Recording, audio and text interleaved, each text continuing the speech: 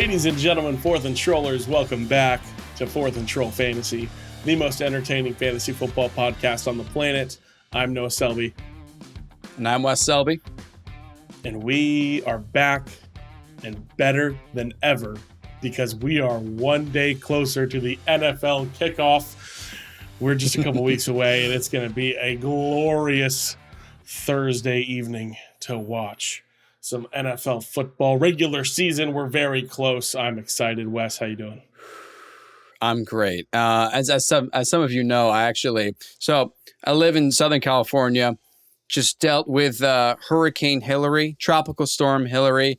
Had a lot of rain, a little bit of flooding, not too bad. But I do want to ask the trollers if you could just, more than ever, I mean, one for every episode, but just give us a like on this episode. Go to our social media and like the content we're about to post, because not only did I go through a hurricane, at the exact same time, there was an earthquake. So I went through a hurricane and I was still putting together Photoshop images for social media. So I really just appreciate if you could just go ahead and just like, comment, just literally going through two natural disasters at once for this episode. So thanks, trollers. Appreciate it. Oh my gosh. Go through it all. Yeah, we love the support. How are you? Listen, I'm good, man. I did not go through that. But no, grind never stops. I'd be lying if I said I haven't mock drafted in the shower before. So listen, we do everything for you guys. Who hasn't? Yeah, exactly. Actually, true. If you haven't, get to it, because it's like Wes, you ever had a shower beer? Oh my gosh. I wish, yes. Dude, my girlfriend got me a shower beer little coaster. I have to put it in. I have to put it in my shower. But isn't this the best thing ever? I freaking love shower beers. Yes. Have her send over the Amazon link. Who knows? We'll link it in the description. Maybe we'll see what happens here. I definitely need one at least. Listen, shower beers are great, but shower mock drafts might be even better because combination. Just what a combo. That's there, yeah. We have got an awesome show for you guys today. We're going to talk about some preseason headlines that we're intrigued by, and we're either going to buy in or I don't know. We'll see what happens. We're going to jump into that in just a little bit. It's going to be a fun time.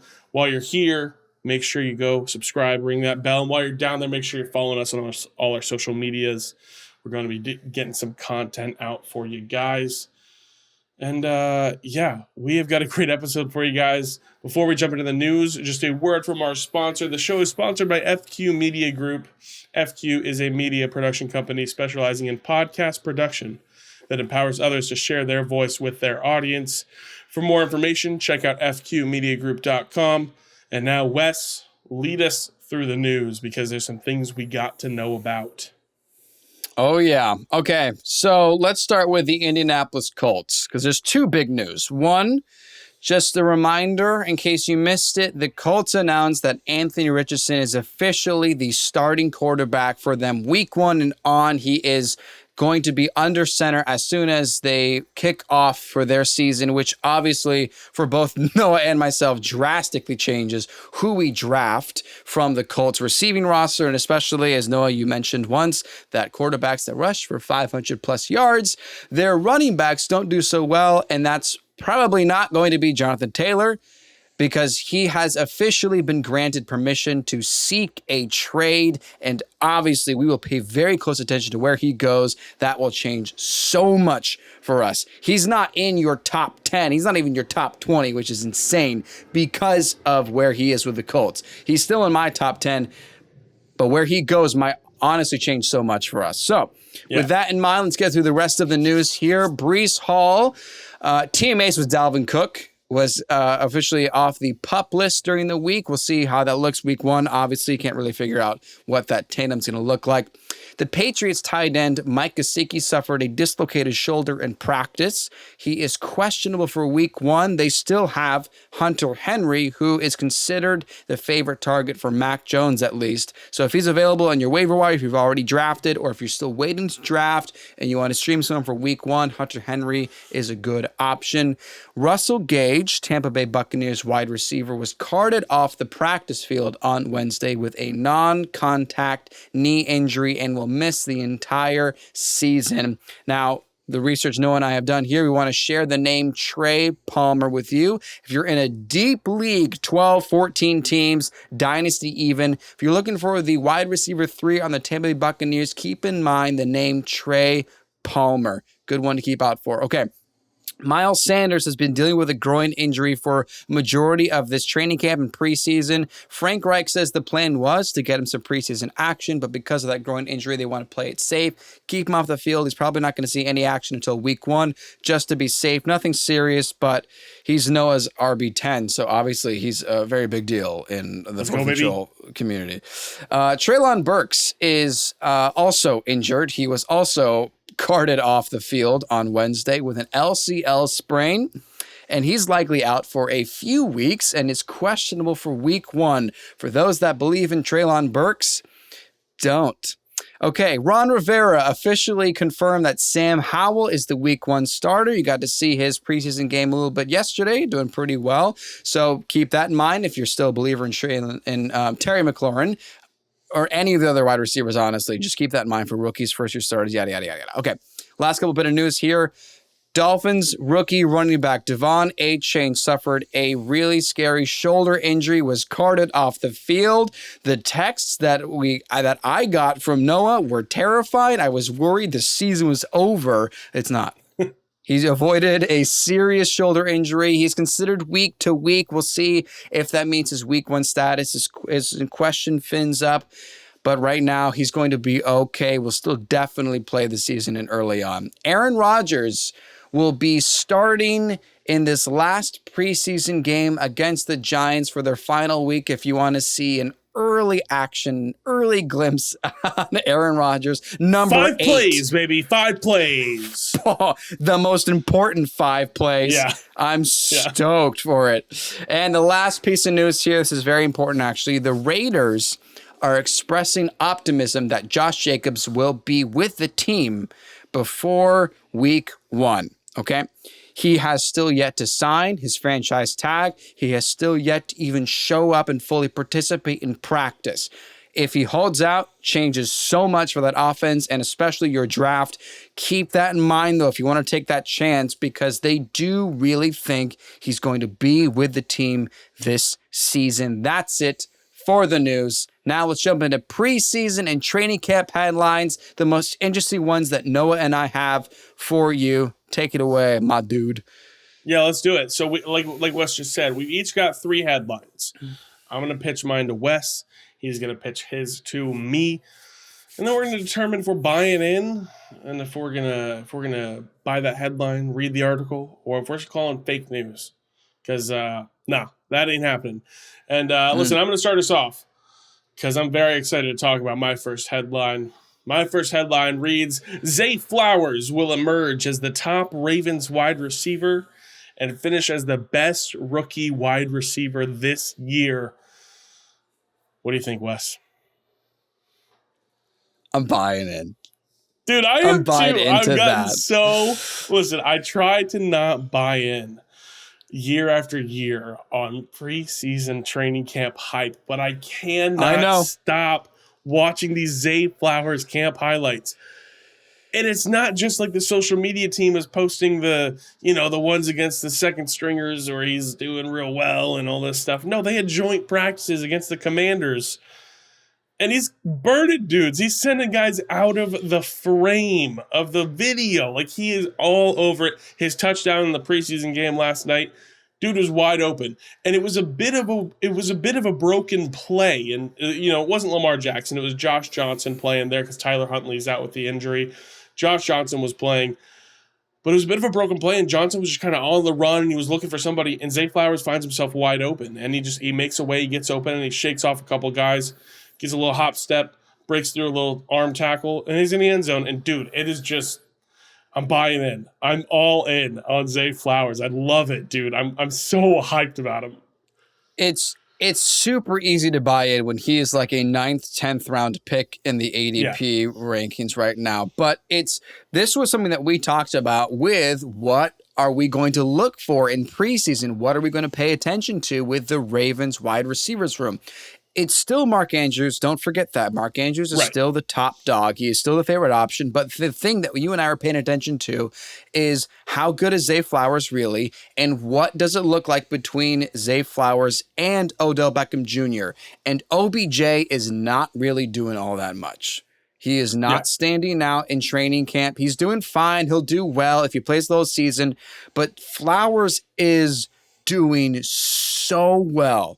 So freaking well. And if Jackson Smith and Jigba ended up on a different team, I would think he would be the number one rookie wide receiver this season. But because of the situation for Flowers, and last thing to keep in mind here, because this will be huge, this will literally be historic for the last couple of years. Lamar Jackson has never produced a top 20 wide receiver in fantasy. And I think you and I are willing to take our shot, put our money on Zay Flowers as the first top 20 wide receiver for the Ravens with Lamar Jackson. I am. Yeah, I've got it. It's to me, it is talent and it's opportunity. Like we said, Mark Andrews is going to be the top target for Lamar Jackson. Beyond that, the receiver room is open. It's open, and it seems like he is having the best camp out of all of them. Couple reports here from Peter King of NBC Sports. He traveled around, and he got to he went to five training camps and watched before he got to Baltimore. And he reported back and said, the most impressive rookie I've seen in 6 camps is Zay Flowers. And unless he is literally interfered with, he has tremendous separation on every single cut that he makes. I'm just like, okay, so it's either a penalty or he's wide open. Like, the hype train is rolling here, and I'm so hyped on Zay Flowers. One last thing I'll say, because we've talked about him a little bit, we've roasted him a little bit. But offensive coordinator Todd Monken, baby. I am buying in, not on the Zay Flowers hype, but the Todd Monken hype. And I'll tell you why, real quick, just a stat. In 2022, the Baltimore Ravens were dead last in 3 wide receiver set percentage. They ran the least amount of 3 wide receiver sets at just 7%. Dead last by at least 10%. Just 7% of the time they ran 3 wide receiver sets. Now, Todd Monken, who's been the offensive coordinator for the Tampa Bay Buccaneers and the Cleveland Browns, from 2016 to 2018, 3 wide receiver sets, 75.2% of the time in Tampa, and then 75.9% in Cleveland in 2019. The scheme is there, and I'm buying in on it. And not to mention, Zay Flowers and Lamar Jackson have been building that relationship up a little bit. And listen, there's some reports that they be going to Chipotle outside of training camp together. So that best friend syndrome, that Matthew Stafford, Cooper Kupp eating breakfast together, that's strong, baby.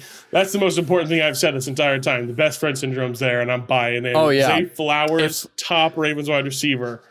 If Flowers is buying Jackson extra guac, then he's going to be in top 10. 100%. Top 10 if you buy an extra guac. No chips doubt. and guac. They're like, oh, yeah, what size chips? And he's like, oh, the large one. Come on. Yeah. Whatever my man wants. Yeah, come on. All right. I'll look for you in the red zone every time. I love it so That's much. amazing. Zay Flowers is one of my favorite targets in drafts. I'm buying in, dude. I'm so hyped. Print that headline. I love it. My second headline I'm going to talk about here. Yeah.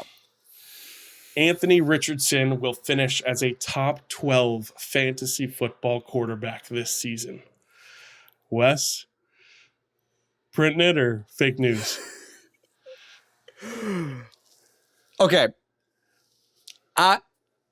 For the sake of that exact headline, I'm not going to say top 12.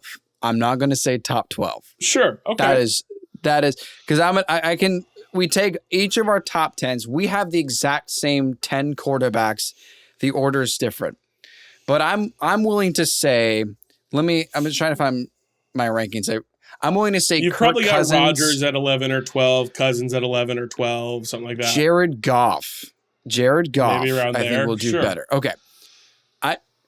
But what I will say is I think there are going to be multiple weeks where Anthony Richardson is going to finish top 10 in a week. I think that is totally possible. So you're calling fake news on the headline 10. then, huh? For top 12 on the season, yes, I am. Well, listen, here's the thing. But go ahead. The point that you're making is he will actually still be good this season. He may not be right there, but I'm willing to bite the bait that he will have some sort of league-winning weeks, some game-winning weeks throughout the season because he's looked really good. But I'll leave the floor to you because you're presenting this to me as why he's top 12. I'm buying in. And listen, top 12 doesn't mean 7 or 8. It means 12. I've got Anthony Richardson as my QB 12 right now. I've got him there. Because here's the thing, ready? We all have seen the tape. We've seen a beautiful pass at Florida and then followed by like 3 really bad throws. And we're like, oh, man, that's not great. NFL level, going to be worked up, going to be trained better. It feels like he will progress. And listen, it's not always going to be pretty. There are going to be weeks that you are going to fully regret having Anthony Richardson in your lineup. It's not going to be great. And passing isn't the strong suit, but barring injury, he will play 17 games this year. And Lamar Jackson and Jalen Hurts in their first year starting both needed to improve in the passing game. They were not excellent passers at that time. Lamar, still jury might be out a little bit, but they've each made a leap outside of that first year. But while they still need to improve as passers, they both finished inside the top 10 on a points per game basis in those years.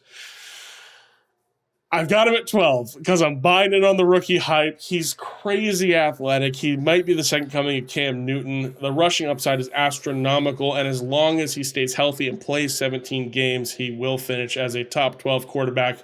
I'm printing that headline, baby. It's not ridiculous anymore. It's not ridiculous anymore to say Richardson just on the ground can do this. I think it's a stretch to say top 12, but if you're in a league with 2 quarterbacks on a starting team, then Anthony Richardson is a no-brainer to get. I absolutely see Anthony Richardson putting up 3 touchdowns in a game, ground and through the air. I mean, yeah. That will happen. That will happen. I like what you're saying. I want to buy it. I can't say 12. Make the definitive statement. Yes. Yes or no, Wes? Yes or no? Fake news or print that article? Okay, for top 12, fake news. All right. There it is. We're split. I feel bad. We'll see what happens. I love. No, don't feel bad. I love. We all saw the combine with Anthony Richardson, and we were like, oh yeah. My goodness, this dude is insane. I want nothing more than to see him succeed. So I'm hoping I'm right on this. I'm hoping this is print that, baby. I love it. My third headline, and one I'm very excited about. James Cook is separating himself as the top Bills running back and will have a top 15 season in fantasy football. Fake news or printing that thing, baby? Top 15. Okay, I'm going to let you try to sell this to me. Because what I do believe is he is absolutely separated himself from any other running backs. I think he's clearly the RB1, and he has done impressive to show that he can be a 3-down back and have potential. But I want you to sell to me that he is top 15. Because that is what I'm pushing back on. Sure. And I totally understand that, and I get that. It is a bold claim because there has not been a Bills running back that I believe has finished even top 20 over the past 3 or 4 seasons. I believe since LaShawn McCoy was there was the last time they had a top 20 running back. But here's the thing. The reports out of camp are unbelievable about James Cook. He is fully just in the driver's seat of this running back room. I know we're worried about Damian Harris taking away red zone rushing opportunities. Listen, their first preseason game where they're inside the 10-yard line, and who's taking the snap at running back? It's James Cook, and he's taking a carry outside, and he scores a touchdown on it. It is like, whoa, that dude hit the tackle, and then he turned on the Jets and found the corner of the end zone. He is getting so many ravishing reports out of camp. Listen, I'm going to butcher this guy's name. Joe Buscaglia. Joe Buscaglia. Hey. There you go. Hey, gabagool. Buscaglia. Joe Buscaglia of The Athletic says that Dalvin Cook has separated himself as the top back, displaying excellent pass-catching skills and a knack for finding lanes even between the tackles. We're worried about him being just a receiving back maybe, or just a guy who bounces it outside. He is going through the line here on some dives, on he's finding the lanes, he's getting through there. Another beat reporter out of Buffalo say James Cook and Stephon Diggs are the most dominant players at camp. Now, I don't know if we're talking same level of dominance here, but if you're getting mentioned in the same category as Stephon Diggs for the domination you're putting on display at training camp, I'm going to turn my head and I'm going to listen. And even head coach Sean McDermott, and you guys may say, a head coach is never going to talk bad about one of his players. Listen, Sean McDermott has said that James Cook is opening eyes at training camp. They are seeing things they have not seen from him before. Tack on that last year, guys, he had 6.2 yards per touch, which was fourth best by a rookie over the last 10 years. The dude is wicked efficient. I'm a little worried about touches, but if he's running away with the top running back spot and you give him the ball 15 to 18 times a game, I think he can do wonderful things with it, with his efficiency. I love James Cook this year, man. And it may just be because he was my week one risky start last season on opening kickoff in SoFi Stadium, Rams versus Bills. It may just be for that and because he had a soft spot in my heart when he fumbled on his first carry. Yeah. But I'm bought in on James Cook this year. I believe he will be a top 15 running back this year. He's going to break the mold, and I believe he will be, I'll say it, a league winner for your fantasy football team. I pulled up my running back rankings, and I got to change Breece Hall because he can't be as high as he is now. And I don't believe, honestly, that Josh Jacobs is going to really play enough games, let alone maybe even play most of the season. Print it. Print it, baby. Let's go. Come on. Dang. Print that headline. I'm so hyped on James Cook. And one last thing, and I forgot to even mention this. You and I have both recognized and talked about there is going to be a bit more conservative play calling in this offense. Right. So maybe on 2nd and 5, you're not throwing the ball or having Josh Allen roll out with it. Maybe you're just doing a little toss play to James Cook and he just scampers into the end zone. I get so hyped thinking about James Cook, man. Wow. I've gotten so much higher on him over the last week or two that over my mock drafts, I've just been like, okay, I can wait here and I can take this player here and I can be good here with this because James Cook is sitting there for me. Hopefully none of my league mates are listening to this, but I'm hyped on James Cook, man. I'm so excited. Print it for both of us here on Fourth Control Fantasy. What changed it for me was looking at just the stats I have predicted for James Cook, as I was pretty low in his PPR. But that has changed through training camp, is that he is targeted by Josh Allen more and more. And did you see the over-the-shoulder wheel route? I did. Dude, it's so nice. It's so nice. That was like nice. 30 yards. I know. I was like, oh, man, that's so good. Yeah. So if I adjust that, top 15, James Cook. Let's print it, baby. That's great. Print it. 3 headlines out of the Noah Selby camp. And now let's jump in, Wes, because you've got some headlines for me. Oh, yeah. Let's talk about them. What's going on?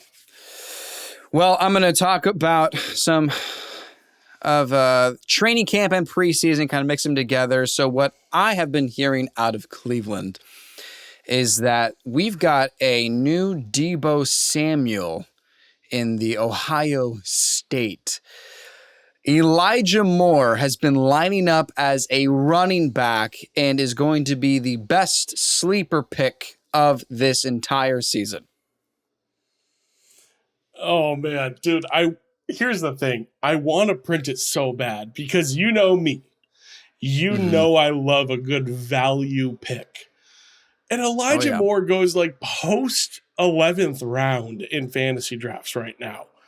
It's like all the reports are saying like, hey, we're going to be here and we're going to be a pass heavier offense and all this stuff. And then everyone, just the fantasy community has just been like, okay, well, I guess just Amari Cooper then. And it's like, do we understand that multiple wide receivers are on the field at the same time? Right. I did see him take some snaps at running back in some preseason games. I want to like print half the headline because I'm a believer in some other late round sleepers. But you know what? Print it because every time I get to that point in my mock drafts, I look and I go, man, should I have drafted, Deontay Johnson, or should I waited here and gone with Elijah Moore? Should I I don't know. Should I have waited and taking a better running back there? I don't know. Listen, print that headline because I believe it. And I hate the name Deebo Samuel with a passion. Sure. But if it's Elijah Moore that's going to be Deebo Samuel, I like it, dude. I'm going to print that headline. Yeah. It has been all camp long, all offseason. He's been lining up as a wide receiver and a running back, taking handoffs, running routes from the running back position, and also being worked heavily in the red zone at both positions. He is a wide back for the Browns, and there will be many other wonderful sleeper picks for this season. 100%. But Elijah Moore is going to be the most interesting of them because of what Deebo did back in 2019, 2018, whatever year that was. Yeah. I'm not going to push and say that Elijah Moore is top 5, but I think that Elijah Moore is going to be such an incredible value. Amari Cooper will still do fine. He's still the number 1 wideout. But when you have someone that can do all of this, yes. Printed Elijah Moore, post 11th round, incredible value. That first headline. Number 2. This is so interesting to me because this is not really being reported or blasted out of New Orleans. But in digging through my own research, here's what I am starting to question. Is Chris Olave too expensive? Is he going to be a bust? Because it looks like Derek Carr really likes Michael Thomas instead. That's much fake news, dude. That's fake news. Chris Olave is absolutely worth the price. And listen, and here's the thing. I'm saying that as a Michael Thomas believer. I am on record. I have Michael Thomas in my top 24 wide receivers this year. I think he bounces back and has a fantastic season. But I think the age and the injuries are going to take a toll. And I don't think he's going to be able to move the same way he previously has been able to. Listen, people call him slant boy. Maybe he'll still run some slants. Who knows? But I believe Chris Olave will separate himself in that wide receiver room as the unquestioned top wide receiver. We talk about Derek Carr's season with Davante Adams last year and the amount of deep ball touchdowns that he threw to Davante Adams. Davante Adams absolutely tormented the Denver Broncos last year. You watch Davante Adams highlights, and at least a quarter of them are, oh wow, he is just, there's no one near him. Oh, he is just, he hates nobody. Denver. Yeah, he hates Denver. He hates Denver absolutely, and he is just, Pat Surtain can't even keep up. I believe Chris Olave is a fantastic deep ball threat, as well as I think he's a very good route runner as well. But I think those two things combined, I think he is going to have the stronger connection with Derek Carr. All while Michael Thomas still has a very solid year. It won't surprise me if Michael Thomas goes for 800 or 900 yards and 6 or 7 touchdowns. Like, that is not a surprising thing at all. This also could be due to my stock on Alvin Kamara is climbing a little bit. I know he's going to be out for 3 games, but reports I'm hearing there as well is that they are going to have him heavily involved as well. So it's going to be a very interesting thing to watch. I think Dennis Allen is still figuring out this whole head coaching thing, and he just wants something to work. So it's going to be fun to watch. This division is going to be atrocious. I think they're the best team in the division. I think this is going to be a fun offense to watch. I've got my chips all in on Chris Olave. I think he's worth the price. So I'm calling fake news here that Michael Thomas is a better connection with Derek Carr. I wasn't even 100% sold on this. I actually presented this to you to get some thoughts on this because it felt like everything that I'm seeing out of New Orleans is that Derek Carr is spreading that ball around everywhere. And so when I continue to see Michael Thomas, I began to question, is Chris Olave a second-round pick anymore? Is he worth that to me? Sure. I don't know how to phrase it. I could phrase it in 2 ways. Is Michael Thomas going to do as well as a second-round wide receiver, or is Chris Olave going to do as well as an 11th-round wide receiver? That's what came to mind based on their ADP. That's what I started to. That's a fantastic question. I don't actually know which way to phrase that, or which one is going to happen, or which one comes to be the reality. I mean, I think about Derek Carr. And how assuming Thomas doesn't get injured. Right. How last year, I think about Devontae Adams and Derek Carr, and Devontae Adams is wide receiver 3. And you go, okay, well, that makes sense. It's Devontae Adams. But then you look at 2 years ago, and Derek Carr produces another top 10 wide receiver, and you go, oh, who's on that team at that point? And you go, oh, the bank teller, Hunter Renfrow. That was who the wide receiver 10 was last year. Yeah, can I deposit or cash out? Yeah, that Marvel guy. Bystander. Yeah. Hunter Renfrow. Yeah, that dude was the wide receiver 10 2 seasons ago. And then we look at what he's done with Darren Waller. He had incredible seasons with Darren Waller. So Derek Carr's top pass catcher is going to be very, very good this year. My chips are on Chris Olave. There is a reality where Michael Thomas is his top pass catcher. And then Michael Thomas may become the pick of the draft. If that becomes the case, if he emerges as his top guy and he stays healthy all year, we've seen Michael Thomas be absolutely elite before. So I guess it depends on if you're going to print it or fake news, who you are calling your shot on as the Saints' top pass catcher this year. Because I think Derek Carr is going to produce a top 12 to 15 receiver this year. Depends on who it is, though. Fair enough. Okay, last headline. Did you watch that Bears preseason game week 1? Saw Justin Fields' incredible stat line. Dude, it's like 3 box score watchers were frothing at the mouth with that game. Dude. Oh, yeah. Here's the thing. The DJ Moore thing, it wasn't a fluke. DJ Moore is going to be top 15 for the first time in his career. Oh, man.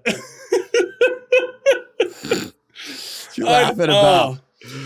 Dude, because here's the thing. It's completely possible. Like, it is completely possible. I am going to call fake news on it because I've been on record saying I don't see Justin Fields making the leap in the passing game that makes DJ Moore a top 15 wide receiver. If the playbook is reduced down to screen passes, let her rip, baby. If DJ Moore, top 3 wide receiver. It depends on what's going to happen. But I've been on record to say that I don't believe Justin Fields makes the leap as the passer, so I'm going to call fake news on this one. I don't think he's going to be that kind of dude, and I don't think DJ Moore cracks the top 15. Top 15? Top 15? Man, that's tough. I mean, here. So let's do this. I'm thinking about my rankings right now and who's around 15 for me. Wes, are you going to you're on the clock.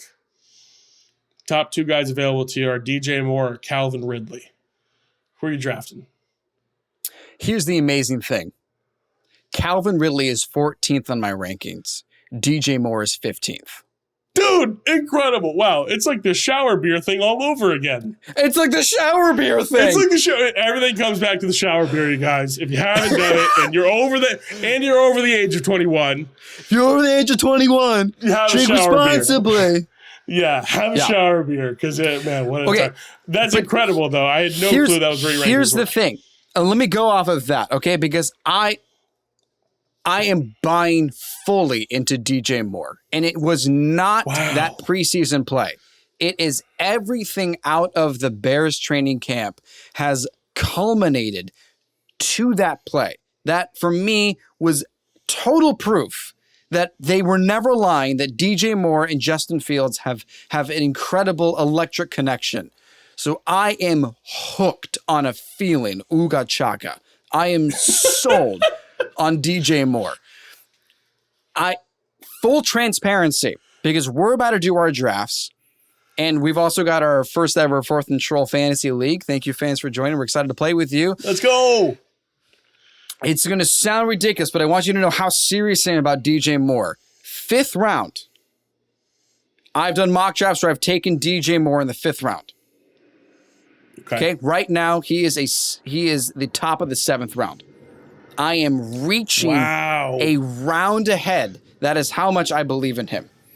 Now, part of that is because I absolutely hate everybody in the 5th round outside of Calvin Ridley. Too. So it's absolute garbage for me because I'm with you. TJ Hawkinson is too expensive. I'm not going to take him. The 5th round is so bad.